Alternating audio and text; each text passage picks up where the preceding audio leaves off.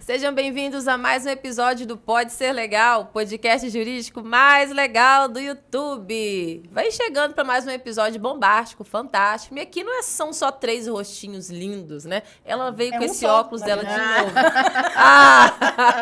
Já chega deixando o like, tá? Nada, né? Tô aqui com as minhas amigas, olha só. Veio desconcentrar a gente de novo com esse óculos, né? Deixa seu like, se você gosta desse óculos da Ana, deixa seu like, tá? Vocês gostam? Ele é tão barato. Nossa. É porque eu não vou fazer propaganda gratuita. Muito barato. 12 mil reais. Pelo amor de Deus. Eu nem acostumada a falar Quase que desse entrou na tipo partilha de... do divórcio. Então, meninas, vamos lá, vamos começar mais Vamos esse episódio. começar. Quem começa? Começa Quem você. começa tem pergunta, É, claro, você com esse óculos começa. Ai, gente, eu trouxe hoje um caso que... Por que eu trouxe esse caso? Porque primeiro eu gravei um vídeo semana passada, uns 15 dias, para o Instagram, e esse vídeo teve uma repercussão enorme. E eu recebi uma série de mensagens no direct do Instagram de pessoas que não sabiam desse assunto, que não conheciam desse direito. E eu queria falar sobre o direito do nascituro. E para isso a gente trouxe o caso da Lecha, né? Sem querer usar desse momento, né? Mas também para que a gente possa fazer com esse tema da Lecha uma interseção entre as diversas áreas do direito. Eu acho que essa é uma finalidade nossa aqui, né? Uma intenção, né? Mostrar que um mesmo problema pode ser olhado por vários ângulos, por várias áreas, né? Diferentes do direito. Então, a Lecha, para quem não lembra, ela teve uma gestação interrompida, com 20 e poucas semanas, não me recordo quantas. E a filha da Lecha, se você puder botar aí, Fred, no coisa, isso. E a filha da Lecha, ela nasce e morre 3 dias depois. Então, eu queria, para a gente começar a falar sobre isso, a gente precisa entender quem é o tal do nascituro, né? Que eu quero falar sobre o direito do nascituro. E nascituro, pessoal, é exatamente aquele ser que já foi concebido, mas ele ainda não nasceu. Ele ainda está no ventre materno. E a lei, ela resguarda uma série de direitos para esse nascituro. Quais direitos, por exemplo? Direito à própria vida, na questão do aborto, né? Direito à saúde, o pré-natal, direito à filiação, direito a ter um nome, direito a alimentos gravídicos, né? Essa mulher que está grávida, que está gestante, ela tem direito de receber uma pensão alimentícia. E aí, o que eu queria falar aqui? O nascituro, aquele que está no ventre materno, ele tem uma expectativa de outros direitos, principalmente o direito a receber uma herança. Então, quando esse nascituro, esse ser, ele nasce, e para o direito ele nasce com vida, e o que é nascer com vida? É nascer e respirar. No momento que ele nasce e respira, ele nasceu com vida, nem que ele leve 3 dias e depois ele venha a falecer, ele passa a ter direitos sucessórios. Por outro lado, se a gente tem um natimorto, que é aquele ser que está no ventre, ele morre dentro do ventre, ou ele nasce morto por alguma manobra mal feita na hora do parto, ele é chamado de natimorto, ele não tem mais nenhuma expectativa de direito. Então, aquela expectativa de direito que aquele bebê tem, ele morre com o fato dele não ter nascido. E aí eu queria fazer uma analogia, assim. No caso da Lecha, foi o bebê que faleceu. Mas se a gente imaginar, por exemplo, que foi o caso que eu levei, João e Maria são casados e Maria está grávida de 1 mês. E num acidente de carro, João bate o carro e morre. A pergunta é essa: aquele bebê que ainda está no ventre materno, ele tem algum direito? Depende. Se ele nascer com vida, ele passa a ter direito, ainda que ele tenha nascido, tenha ficado 5 minutos vivo, né? Ele passa a ser herdeiro do João, tá? Agora, o que a gente tem que fazer? O João falece quando a Maria tinha 1 mês de gestação, abre-se o inventário do João, porque pelo direito sucessório, a gente segue um princípio que a gente já falou aqui, o princípio de Saizine, onde a sucessão se dá no momento da morte. Então, na hora que o João morre, abre a sucessão do João e fica ali esperando para ver, resguarda aquele quinhão, aquela cota parte daquele bebê. Se ele nascer com vida, ele herda aquela parte que seria dele. Nasceu, passaram-se 3 horas, 3 dias, aquele bebê morreu, abre-se o inventário daquela nova pessoa e quem vem a ser o herdeiro daquele bebê. Como o bebê não tem descendente, que é o primeiro na linha sucessória, vai ser a ascendente, vai ser a mãe. Por outro lado, se a gente abrir o inventário do João e ao longo daqueles 9 meses de gestação, o inventário foi aberto e foi fechado. Acabou, foi encerrado, né? A gente está ali resguardando a parte do bebê, do bebê nascer com vida, mas caso ele seja um natimorto, caso ele nasça morto, o que os demais herdeiros precisam fazer uma vez que o inventário já se encerrou? Eles precisam fazer o que a gente chama de sobrepartilha. Para quê? Para pegar aquela parte que estava separada para ele e dividir, então, com os demais herdeiros, né? Eu acho que é um caso super interessante de se falar, um caso pouco falado, né? E que gerou muita dúvida e as pessoas não estavam entendendo, mas ele vai ser herdeiro do quê? Se ele nasceu e morreu com 5 dias, nasceu e morreu com 3 dias... O fato dele ter nascido com vida e depois ele ter falecido, esse bebê, como esse pai já tinha morrido, né? Ele é herdeiro da cota parte e a parte desse filho volta para a mãe, né? Diferentemente do outro lado, que ele nasce morto e vai ser dividido entre todos os herdeiros, né? E aí eu queria também trazer isso para a gente debater um pouco, para você falar um pouco, Fernanda, falar um pouco no direito previdenciário, né? E aí eu jogo a bola para vocês. Então, você falou do natimorto, né? E aí eu me lembrei no previdenciário, a mãe, né? A mulher que tem que nasce, né? O bebê nasce morto, ela também tem direito ao salário maternidade por 120 dias, né? Mesmo que o bebê tenha nascido morto, no caso da Lécia não, o bebê nasceu com vida, né? Esteve vivo durante 3 dias, mas ainda que tivesse nascido morto, ela teria direito a um benefício de salário maternidade pelo mesmo tempo. E essa é uma coisa muito pouco divulgada. A grande maioria das mulheres que passam, né, por esse sofrimento, por essa dor, nem sabem que tem direito a esse afastamento, né, pelo INSS. E tem sim. Agora, eu queria fazer uma observação até interessante com relação à questão do salário maternidade. A gente está falando de um bebê, né? Sim. Porque a gente teve um julgado muito recente, ainda desta semana. Se eu não me engano, na terça-feira, estamos na sexta, né? Terça-feira, se não me engano, a gente teve um julgado da TNU, da Turma Nacional de Uniformização dos Juizados Especiais Federais. E é uma questão muito polêmica que vinha sendo discutida sobre o salário maternidade da adotante ou do adotante, né? O pai também passou a ter direito ao salário maternidade, que adota adolescente. Então, o INSS reconhece o pagamento do salário maternidade para o adotante que adota uma criança até 12 anos. E o adolescente? Então, agora a TNU, ela firmou uma tese de que qualquer adoção para qualquer adolescente menor de 18 anos gera o pagamento do salário maternidade por 120 dias também. Olha que interessante. Então, esse até um estímulo à adoção também. Exatamente. Né? Esse é um direito não reconhecido ainda pelo INSS. O INSS vai até os 12, menor de 12 anos. Então, o judiciário agora passa a amparar essas famílias, né? Do ponto de vista previdenciário, elas passam a ter proteção previdenciária para as famílias que decidem adotar adolescentes. Já é tão difícil adotar um adolescente, né? Nossa. É tão difícil. A escolha é sempre por bebê. Às vezes é até mais difícil do que a adaptação de um bebê. Com certeza, né? Com certeza. Então, e o salário maternidade é justamente isso, para que essa mãe, para que esse pai, para que eles tenham esse tempo de adaptação. Sim, importantíssimo. Né? Com aquela pessoa que chega na família.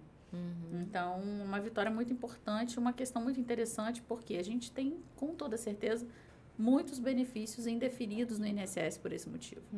Negativa de salário maternidade, porque não tem direito para aquele adolescente, não gera direito a salário maternidade, né?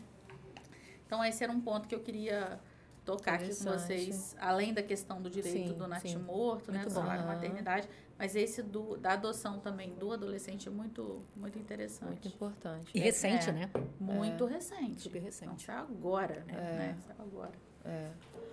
Em relação ao direito do trabalho, também tem reflexo, né? Essa questão do natimorto, né? Da criança nascer ou morrer, ou então nascer morta, que a estabilidade provisória também é devida, né? A estabilidade gestante também para o natimorto. Permanece aqueles 5 meses de estabilidade provisória no emprego, que são os 5 meses após o parto, né? Mesmo a criança tendo morrido 3 dias depois, como no caso da Alexa, ou tido nascido morta, né? Então, no direito do trabalho tem esse reflexo, permanece estabilidade provisória, né, para a gestante, mesmo que o bebê tenha nascido morto ou tenha morrido pouco tempo depois do parto. Ela vai ter essa garantia no emprego, né? Outro reflexo também é um direito garantido, que é a licença óbito. A licença óbito ou a licença nojo, né? Esse nome vem da onde, hein? É herança de português de Portugal, essa licença nojo, porque nojo... na língua, né, no português de Portugal, é tristeza, é pesar, né? Mas se utiliza mais a licença óbito, faz mais sentido pra gente, né? Tô de nojo. Tô de nojo, tô um nojo, né? Aliás, eu tô um nojo, que agora eu sou portuguesa. É mesmo? Olha que agora eu sou uma cidadã portuguesa, ora pois. Que maravilha, ora pois. Ou seja, em breve vocês não vão me ver mais. Queria chegar nesse ponto. Eu já sabia a sua intenção. Não seremos mais neste lugar. Eu espero ter um lugar para eu pousar lá. Né? Vai ser barata a diária. A diária vai estar barata. Você viu que ela está nos desconvidando. Sim, né? Já de cara. Já está se despedindo, assim, né? Então, nós temos no direito do trabalho, tá, gente? Essa licença óbito. Para o empregado, são 2 dias. Gente, isso é bizarro. 2 dias 2 óbito. dias. Que você Meu pode Deus, se ausentar. Perde um filho, fica 2 dias sem trabalhar e tem que... Pelo amor de Deus. 2 dias. Tem uma discussão em relação se o dia do falecimento conta, porque seriam 3, tá? Mas a lei diz 2 dias após o falecimento. Sim. Então, fica muito entre o empregado, o empregador e o bom senso, né? De no dia do falecimento, a pessoa teve a notícia não ir trabalhar. Você tem mais direito quando casa do que quando morre. Sim. Né? A licença gala é 3. Né? Aqui são 2 dias aí a partir do falecimento. Mas para professores, eu sei que tem muitos professores que nos acompanham, não são 9 dias, tá? Artigo 320 CLT garante aos professores 9 dias dessa licença óbito. Então, que bom que os professores, né, tenham um tratamento mais humano em relação a isso. Verdade, mas o comum são 2 dias da licença óbito. Perdeu um ente querido, ascendente ou descendente, é uma coisa interessante. Na CLT não especifica o grau. Né? Então, pode ser a morte do avô, né? Do tio, avô, não. O tio não, o tio é colateral, né? Mas a morte do avô, da avó, do neto, né? Pode entrar aí nessa licença óbito, a pessoa tem direito a se ausentar. E também, se tiver algum dependente, se quem faleceu é dependente declarado na Previdência Social, ele também tem o mesmo benefício de se ausentar até 2 dias, né? Não deu tempo da pessoa nem assimilar a perda ali. Meu Deus, nada, né? 2 dias. Mas é o que a gente... Até 2 dias. São 2 dias consecutivos após o falecimento. E aí, o dia do falecimento fica entre o empregado e o empregador. E a questão de bom senso, que a gente sempre fala aqui. Né? Boa. E aí, continua Acho que comigo. É interessante, né? É interessante, né? Deu pra gente passar pelas 3 áreas, né? E é legal a gente mostrar isso, que às vezes como um fato só, né? O direito envolve a vida da pessoa, né? Um fato só dele você pode exprimir, né, várias áreas do direito. Sim. E falando de falecimento, eu vou falar de uma pessoa que faleceu, mas os processos trabalhistas dela continuam vivíssimos, né? Meu Deus, quem? Você sabe que durante... Deixa você falar de quem que você vai falar. Não, pode falar. Eu quero falar que isso foi um assunto até lá em casa, durante o carnaval. Meu pai e minha mãe estavam aí com a gente e tal, e aí minha mãe falou assim, gente, aquele caso da Gal Costa, aquele problema trabalhista, você lembrou disso? Como é que ficou isso, né? Pois é, então, apareceu um novo processo, né? Essa mulher não descansa, né, cara? Não, meu Deus do céu. Essa mulher... E aí eu fico boba, né, com como que ela conseguiu, porque a situação é muito parecida com a que eu já tinha falado aqui, né? Empregada trabalhando, sem recebimento de salário, sem férias, sem horário de almoço. Análoga à escrava. Análoga à escrava, né? E trabalhando muito tempo sem receber. Eu falei, comentei até com você, falei, como que consegue tanta gente para trabalhar para ela sem receber e a gente pagando? Eu tenho dificuldade de pagando conseguir uma pessoa, né? A gente nem, tá em campos, né, amigo? Nem pagando a gente consegue.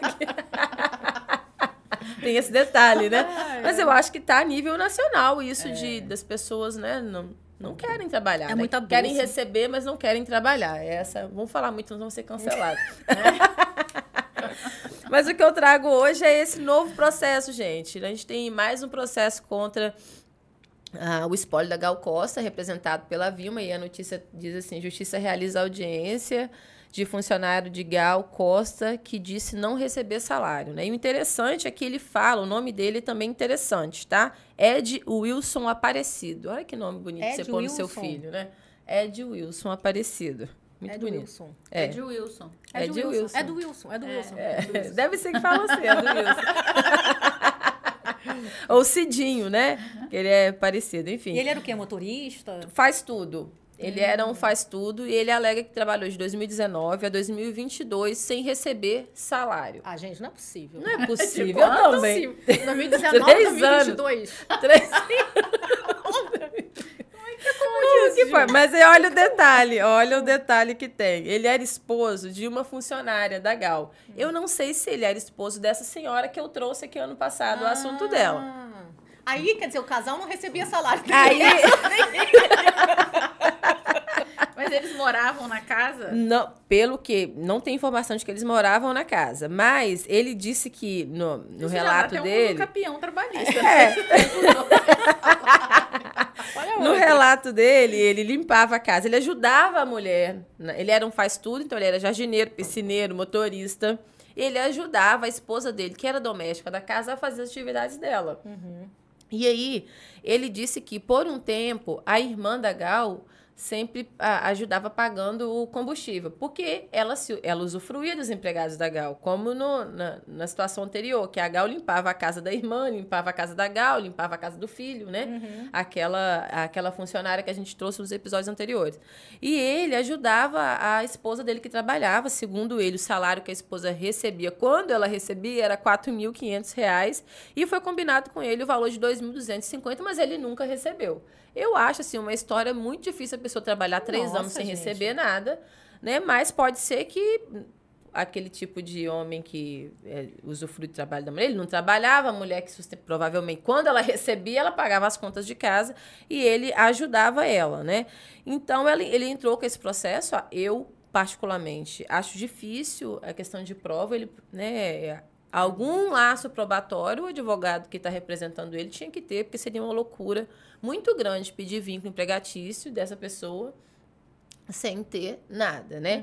Mas foram ouvidas 2 testemunhas e, pelo que eu vi, assim, não está favorável a ele, né? Foi ouvido um auxiliar de limpeza que disse que viu ele chegando às 8 horas lá, mas não tá precisamente quantas vezes, né? Enfim.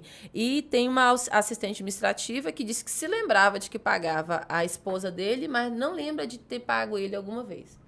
Então, assim, não está favorável para ele, né? Essa situação é muito estranha.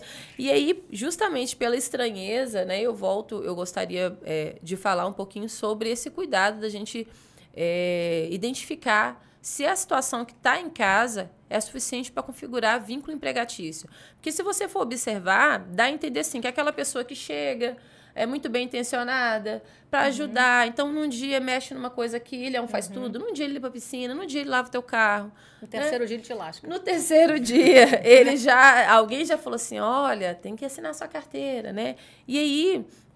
É claro, se você está usufruindo do trabalho de uma pessoa, aquela pessoa está te servindo, é legítimo que você regularize a situação. Mas é importante ter esse cuidado, porque para a legislação, a Lei Complementar 150, que é a PEC da doméstica, né, as pessoas têm uma consciência de que doméstica é só aquele trabalho relacionado à limpeza, e não é isso, né? Eu já falei aqui, volto a repetir, o empregado doméstico, ele pode ser qualquer pessoa, qualquer função, desde que ela esteja trabalhando no âmbito familiar, com aquele trabalho que não tem finalidade lucrativa voltada para a família ou para a pessoa, mediante salário, de forma subordinada, pessoalmente, e que ele tenha uma regularidade com mais de 2 dias por semana. Então, se a jornada dele for 3 dias na semana, já é suficiente para configurar o vínculo de emprego. né? Então, esse caso da Gal mostra pra gente a importância da gente saber identificar no dia a dia da gente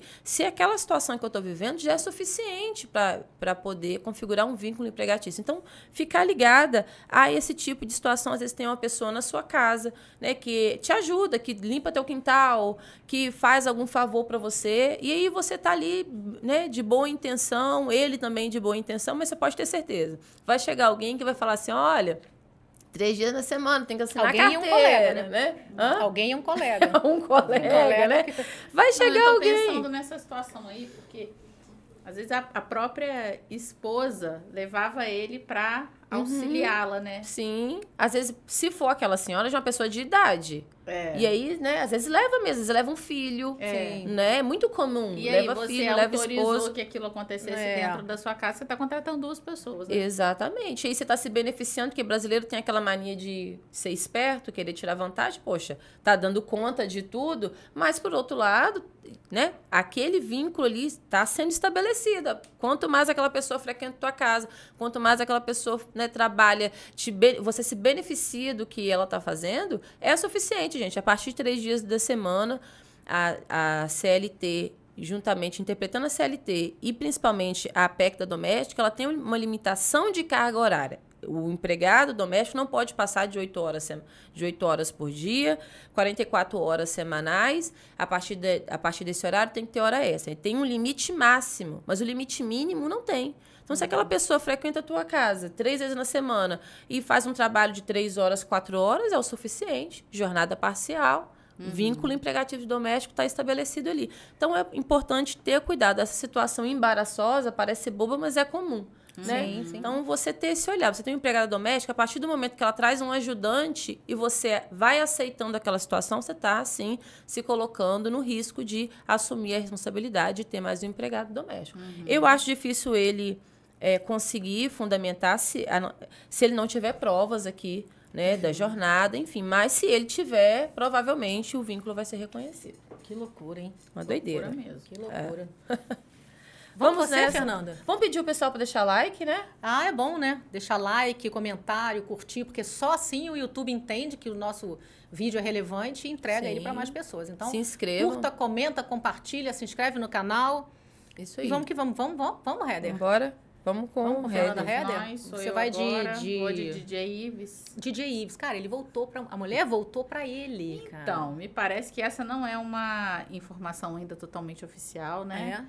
Mas eles Léo Dias já foram vistos. O Léo Dias anunciou que eles parece que foram vistos juntos em Paris. Ai, não é assim. oficial. É oficial. É oficioso. Parece que eles estão evitando de dar essa... Vamos ali em Paris, só pra gente não... Vamos ali dar um pulinho dar uma ali. olhadinha ali em Paris, né?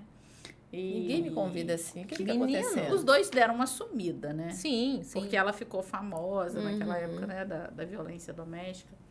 Então, a gente tá falando ali do DJ Ives. Ele foi condenado até agora recentemente. Foi, mas há né? meses, há 8 meses que deve ser convertido aí em... Ele ficou preso um tempinho também, não sei quanto tempo mais. Uma pena resistível de direito no Não, máximo, exatamente. uma multinha, liga a boca. Exatamente. Bom, o que eu quero falar sobre essa questão aí, né? Fazer uma conexão aí com a questão da violência doméstica e com o previdenciário, porque a gente está vivendo agora também um momento muito importante para que seja definido pelo judiciário se o INSS tem ou não que pagar o período que a mulher que é vítima de violência doméstica teve concedida uma medida protetiva. Essa mulher, pela lei Maria da Penha, ela pode ficar até 6 meses afastada do trabalho, se ela tem que se afastar do local de trabalho em função da medida protetiva, né? E aí, quem é que paga esse tempo de afastamento? É a empresa ou é o INSS? Bom, se for o INSS, qual é a natureza desse afastamento? Essa natureza é previdenciária ou essa natureza é assistencial? Porque existe, né, a assistência social que paga, por exemplo, o BPC Loas, e existe a previdência social que paga os benefícios previdenciários, benefícios por incapacidade, por exemplo. O STJ tem entendido que o INSS tem que fazer esse pagamento. Então, a empresa ficaria responsável pelos primeiros 15 dias de afastamento e o restante desse tempo seria de responsabilidade do INSS. E aí, eu estou só querendo pegar o número do tema. A gente tem um tema agora, um tema de repercussão geral do STF. Então, o STF agora vai dizer de quem é a competência para definir quem paga esse afastamento, a competência da Justiça Federal ou a competência da Justiça Estadual. Quem vai definir isso? E quem paga efetivamente? É o INSS ou é a empresa? Então, a gente tem o tema de repercussão geral, 1.370 do STF. É muito importante, né, para a gente acompanhar isso, porque muito possivelmente tudo indica que esse pagamento ele vai seguir por conta do INSS. Caramba! Tá? Então, muito possivelmente a gente vai ter aí mais um tipo de benefício que a gente não sabe ainda como vai ser definido pelo STF, se vai ser um benefício de natureza assistencial ou se vai ser um benefício de natureza previdenciária.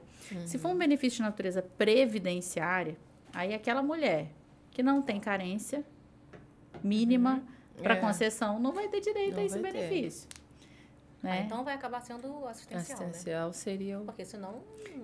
Então, vamos lá. A gente tem que, né, entender o que pode acontecer. O INSS que vai pagar, tá? Mas o STF vai dizer qual é a natureza desse benefício. Benefício de natureza previdenciária, sendo um benefício por incapacidade, ele tem requisitos mínimos. Ele tem pelo menos 12 meses de contribuição para efeito de carência. Se for um benefício de natureza assistencial, aí vai ser equiparado, por exemplo, a um BPC-LOAS. Aí tudo bem. Ainda que essa mulher não tenha qualidade segurada, ainda que ela não tenha um tempo mínimo de contribuição, uma carência necessária, ela vai ter direito a esse benefício pago diretamente pelo INSS, né? Mas quem vai determinar esse pagamento? Vai ser um juiz federal? Vai ser um juiz estadual? Então, essa mulher vai ter que entrar com processo na Justiça Federal para pedir ao INSS, né? Para que o INSS, na verdade, seja obrigado a pagar esse benefício. Ou vai ter um requerimento administrativo que seja possível de se fazer no próprio INSS. Quem que comunica ao INSS a concessão dessa medida protetiva? Então, a gente entra aí num caminho novo aí de benefício no INSS, muito possível que seja concedido. Não acredito que as empresas serão, né? É uma conta alta, né? É uma empresa. Alta, sim. A gente tem que pensar que a gente não tem só grandes empresas. Sim. No Brasil, a violência doméstica, ela cresce vertiginosamente a cada dia. Então, você pode ter, por exemplo, uma pessoa que tem uma vendinha, que tem uma mulher que trabalha no caixa. Às vezes, é a única empregada ali daquele lugar. E ele vai ter que pagar o salário dela durante 6 meses e contratar uma outra pessoa para botar no lugar. Que pequena empresa vai aguentar isso? Sim. Então, muito possivelmente, o próprio... Até para não inviabilizar essa proteção dessa mulher, porque essa pessoa não vai pagar isso. Então, ou a gente vai ter um grande crescimento de ações trabalhistas, ou a gente vai ter um grande crescimento de ações previdenciárias. Eu aposto mais nas ações previdenciárias. Eu acho que o objetivo do STF, até o Flávio Dino fala sobre isso, que não se trata só de uma questão remuneratória ou previdenciária, ou proteger um caixa público de previdência social, mas trazer efetividade para a proteção que foi conferida pela Lei Maria da Penha. Porque até o momento ela não tem efetividade, não tem. Né? Você pode se afastar, mas se afastar você vai ficar sem receber. Quem quer que vai me pagar isso? Então, a gente tem muito aí um avanço bem importante aí. Quer dizer que vai surgir um novo benefício. Se o STF disser que é o INSS que vai pagar, eu acho que esse é o caminho mais razoável, mais possível para essa situação, sim. Aí surge aí um novo benefício para as vítimas de violência doméstica. Tomara, né? E tomara que seja efetivo, né? Essa questão que você estava falando do requerimento.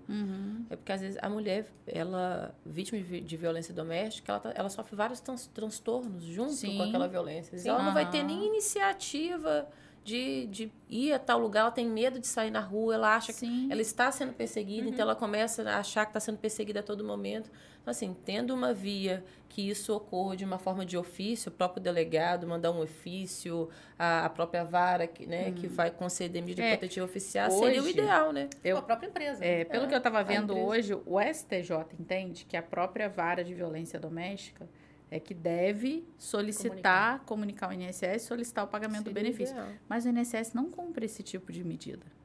Porque para o INSS, apenas um juiz federal... Isso acontece até com os processos trabalhistas, por exemplo. Chega um ofício no INSS para determinar que o INSS inclua um vínculo que foi reconhecido numa ação trabalhista no CNIS daquela pessoa. O INSS não cumpre esse tipo de decisão.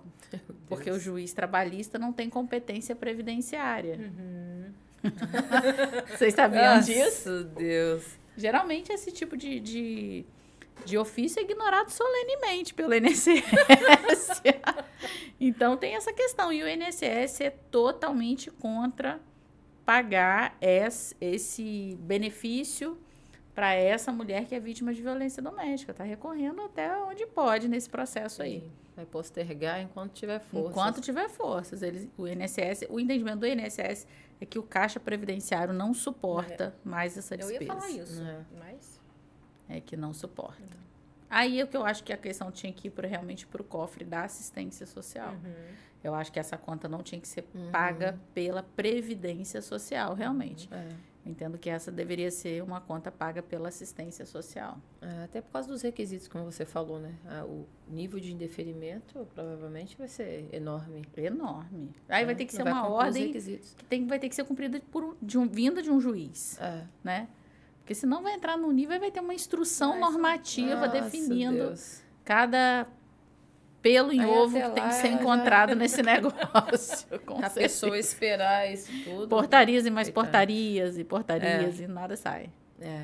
Mas tomar, assim, tem uma iniciativa para ter um caminho, acho que já é positivo. Exato. Né? Não, o STF vai decidir. A gente já tem um tema é positivo. Né, que já está para o STF, já vai marcar o julgamento. Não, ele vai definir não só a natureza, ele vai definir se é um benefício que vai ser pago pelo INSS ou se vai ser pago pelas empresas. E vai, a partir daí, sendo pago pelo INSS, qual é a natureza do benefício e qual é a competência para essa ordem. Ela vai ter que vir de um juiz federal ou ela pode vir de um juiz estadual. Então, essas são as 3 questões que vão ser definidas agora pelo STF. E aí, sendo um tema de repercussão geral, o judiciário no Brasil inteiro vinculado a essa orientação. Tomara que eles usem o tempo deles para fazer isso. Agora eles estão usando, amigo. Agora tá mais tranquilo. Vamos para outro assunto? Vamos. Acho que sou eu, né? Agora é você. Eu vou falar de STF também, mas eu tô com uma raiva. Jogar com você? Quer jogar? Deixa eu falar logo. Eu tô com falar. uma raiva do STF. Olha, eu tô advogada combativa. Muito caro, hein? Ai, gente. Ela fala não. Eu tô muito combativa. Vou tocar no assunto que me deixa muito combativa. Eu vou falar um pouquinho sobre uma mudança recente do entendimento do STF sobre a terceirização com a administração pública. A gente vem caminhando 2017, 2019, com o STF e o TST, que é o Tribunal Superior do Trabalho. O STF fecha de um lado, o TST consegue driblar de outro, mas a gente chegou num ponto agora que o STF mudou de fato o entendimento em relação a isso, né? Eu já falei para vocês que terceirização é aquela relação jurídica em que, de um lado, eu tenho a empresa contratante, a empresa contratada, que é a fornecedora do serviço, e o empregado que está na pontinha. Né? Então, eu tenho 3 figuras nessa relação contratual. Nesse caso que eu estou falando aqui, é somente para a terceirização com a administração pública. Não se aplica o que eu vou dizer à terceirização no setor privado. Tá? Então, você que trabalha terceirizado, algum órgão público, administração direta ou indireta. Né? Vigilante do INSS. Vigilante do INSS, vigilante da Receita Federal, o pessoal da área de limpeza, recepcionistas, né? Então, vocês fiquem atentos porque eu vou falar agora. Se você tem um parente, já encaminha esse vídeo, tá? Para essa pessoa ficar atenta, porque o que está acontecendo agora é uma dica muito importante. Então, como é que essa relação vinha sendo tratada, né? Fred até colocou ali pra gente, ó. Olha lá, cabe agora ao empregado provar má fiscalização em terceirização pública.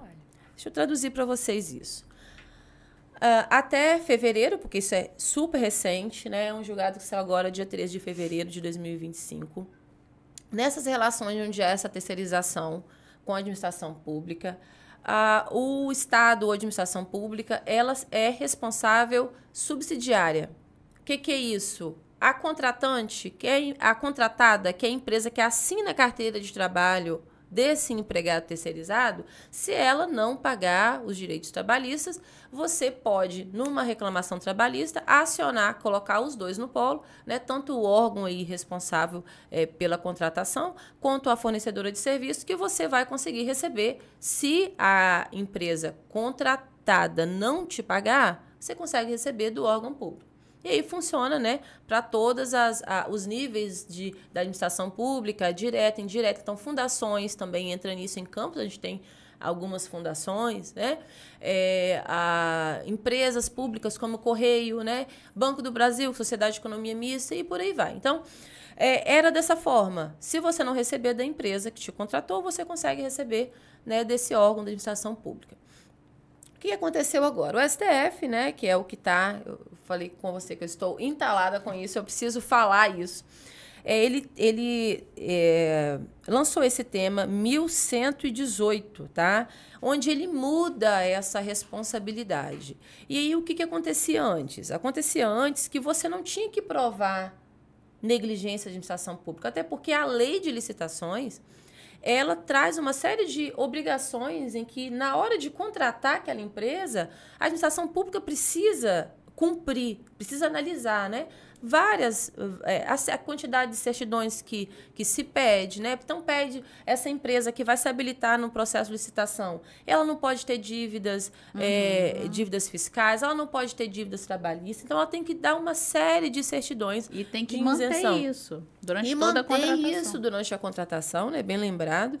E, inclusive, durante a contratação, segundo a lei de licitações, a administração pública tem que fiscalizar se a empresa está cumprindo. E, inclusive, se ela, nesse ato de fiscalizar, esse ato dela voluntário, assim, de ofício ela fiscalizar, sem ela ser acionada, sem ela ser requerida que se faça isso que ela está fazendo por força de lei, ela apurar que a empresa não está pagando, ela pode pagar diretamente ao empregado. Então, ela fiscalizou a empresa, verificou que está havendo ali débitos trabalhistas, ela pode pagar diretamente. O que acontece agora? O STF muda o entendimento e, a partir de agora, o empregado que tem que provar que a administração pública está negligenciando esse pagamento do empregado. Então, você, empregado, que agora tem que provar que a administração pública não está fazendo o seu dever legal de fiscalizar a empresa contratante, tá? O que eu deixo de dica para você aqui, tá? Eu até trouxe aqui o tema. Ele fala especificadamente o que é essa negligência de administração pública, que, a partir daí, o empregado tem que agir, né? E como que ele age, né? O julgamento vai dizer que é necessário fazer uma notificação formal para a administração pública, e aí pode ser feita pelo empregado, pelo sindicato, pelo Ministério do Trabalho, pela Defensoria Pública, mas é preciso fazer por escrito, notificar a administração pública por escrito de que você está deixando de receber. E esse dever de provar isso é do reclamante. Então, quando você for, a partir de agora, quando você for entrar com uma ação trabalhista em que no polo passivo, como réu nessa ação, a administração pública, nesse contrato de terceirização, você tem que provar que, antes de você entrar com o processo, você deu ciência à administração pública por meio de uma notificação formal escrita. Então, assim, um tratamento como se o Estado ou a administração pública fosse um bebê, né? O empregado tem que trabalhar e ainda tem que suprir a negligência da administração em relação à fiscalização dos contratos a terceirizados. Tem que provar essa negligência. Tem que provar. Então, quem é que prova que a administração pública está deixando de fazer o dever dela é o empregado. Então, atrasou o salário, atrasou o 13º, não está sendo feito os depósitos de FGTS, não fica esperando. Porque as pessoas esperam porque sabem que, pela via judicial, vai conseguir receber. Não fica esperando, né? Faça de próprio punho uma notificação, procura aí um setor que você possa estar protocolando isso só para você ter prova de que você agiu e deu ciência à administração pública, porque a partir de então, se você não fizer isso, não vai ter essa inversão do ônus probatório que a gente chama, que é você alegar que não recebeu e então antes a administração pública tinha que provar que ela cumpriu todos os deveres e que o erro foi só da parte da contratada e mesmo assim ela ficava responsável, né, de te pagar e depois ela recebia ou descontava da empresa contratada. Agora você só consegue responsabilizar a administração pública se você provar que ela foi inerte em relação às obrigações dela de fiscalização. Então, Brasil. Brasil. A gente, Brasil. vamos voltar no próximo podcast e falar sobre isso, Fê, porque essa é uma informação muito importante, envolve muita gente no Brasil inteiro. E aí eu vou fazer uma contribuição, não agora, porque a gente está com o nosso tempo bem estourado, mas nosso próximo podcast, fica a dica aí, até para o pessoal que está aí para assistir, porque durante muitos anos eu fui gestora, fui, na verdade, chefe do setor de logística, licitações e contratos do INSS. E aí tem umas observações muito importantes, dicas que as pessoas podem fazer, porque todo contrato desse tem um gestor, que é um servidor. E esse empregado ele pode ir até o gestor para fazer esses registros. Então, vamos puxar isso para o próximo. Até porque vai ter validade. Ela vai entrar em vigor a partir de dia 16 de maio, se eu não estou enganada. E aí eu estou aguardando para ver se vai ter alguma complementação, porque o tema é muito genérico. Sim. Aí, como quem... deve ter alguma regulamentação no sentido de orientar de forma mais específica, né? Mas até lá a gente vai ter o próximo episódio e a gente vamos aprofundar sobre isso. Vamos aprofundar sobre isso. Eu acho que é muito importante mesmo. É isso. Já estamos terminando. Vamos só deixar uma indicação de filme. Acho que dá tempo. Fred, bota aí pra gente. A gente separou um filme para hoje, um filme chamado A Família. É um filme de 2024. Netflix. Um filme que é baseado em história real. Eu adoro filme baseado em história real. E é muito interessante porque é um... Já viu? Não. Não? Não vi. Vai chover, Fernanda não viu. A amiga tá passando o casamento a sério. É um filme, gente, de uma história de um jovem de 20 anos que ele teve uma infância de violência familiar do pai, violência paterna, e esse pai some durante 10 anos. E nesses 10 anos, o menino acaba se envolvendo com um grupo fascista. Nossa. E aí, 10 anos depois, o pai volta. Só que quando o pai volta, ele reabre feridas emocionais naquele menino, só que aquele menino já está vinculado a um grupo fascista. Nossa. E aí vocês assistam. Muito bom. Gente, foi ótimo o final de semana, não. Será sexta-feira, será ótimo final de semana. Será muito bom. É sexta, não exige nada nesse horário, gente. Não nos exige. Obrigada. Deixe seu like, seu comentário, compartilhe nosso vídeo. E até a próxima. Esperamos vocês. Até a próxima. Obrigada. Bom final de semana. Bom final de semana. Obrigada, Fred. Tchau, gente.